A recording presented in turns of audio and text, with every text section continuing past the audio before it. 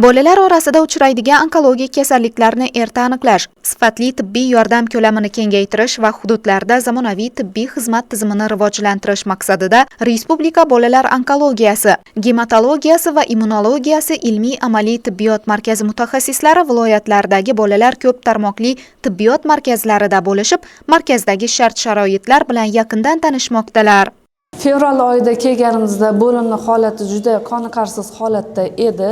Bemorlarga shart-sharoitlar yo'q, yuvinish xonalari, muolaja xonalari, shifokorlarni o'tiradigan xonalar, ordinatorskilarda umuman shart-sharoitlar yo'q edi.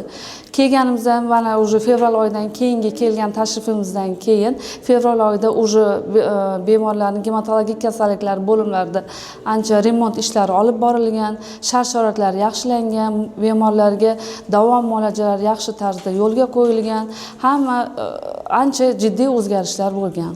Bu tashrifimizdan maqsad shuki, bemor bolalarimizni onkologik va gematologik kasalliklarni oldini olish, profilaktika qilish maqsadida bemorlarni tibbiy ko'rikdan o'tkazish, hamshiralarga shu kasalliklar bo'yicha tushuntirish ishlari olib borish va kasalliklarni skrining tekshiruvlardan o'tkazish uchun mo'ljallangan va shu maqsadda kelganmiz va shu ishlarni yo'lga qo'yish uchun ishlar olib borilyapti va ham shifokorlarga, ham hamshiralarga shu yo'nalishda o'quv seminarlar va master-klasslar olib borilyapti. Bugungi kunda Xorazm viloyati bolalar ko'p tarmoqli tibbiyot markazining bolalar gematologiyasi va onkologiyasi bo'limi 30 o'ringa mo'ljallangan bo'lib, bemor bolalar uchun palatalar, yuvinish xonalari, ovqatlanish joylari va zarur tibbiy sharoitlar yaratilgan. Meni o'g'lim 14 yoshida leykoz kasalligiga chalindi. Sho'ra kelib shifo topib turibdi. Xudoga shukr, doktorlarimiz ham yaxshi qarab turibdi. Berini yaxshidan qaytadan remont qildilar. Shart-sharoitlari juda yaxshi. Mamnunmiz doktorlardan ham, hamshiralardan ham.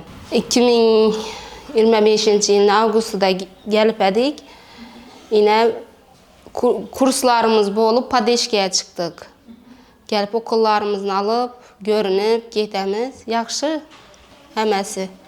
Balam ham yaxshi, Xudoga shukr. Yaxshi bo'lib borayotir. Xudo xolasa yaxshi bo'ladi deb umid etaman. Markazimiz tomonidan marshrut ishlab chiqilgan, ya'ni bolalarni ota-onasiga tushuntirish ishlari olib boriladi. Maxsus savol-javob tuzilgan, so'rovnoma orqali bolalar ota-onasiga so'rovnoma orqali har xil savollar beriladi va agar onkologik, onkogematologik kasalliklarga shubha tug'iladigan bo'lsa, ular birinchi navbatda birinchi navbatda oilaviy poliklinikaga murojaat qilishadi va tuman ko'p tarmoqli tibbiyot muassasalariga murojaat qilishadi. Agar shu bosqichlarda onkologik kasalliklarga shubha bo'ladigan bo'lsa, Toshkentga markazga yuboriladi va keyinchalik u yerda davolanadi. Shuningdek, bemor bolalar uchun tibbiy ko'riklar o'tkazilib, murakkab jarrohlik amaliyotlari bepul amalga oshirildi.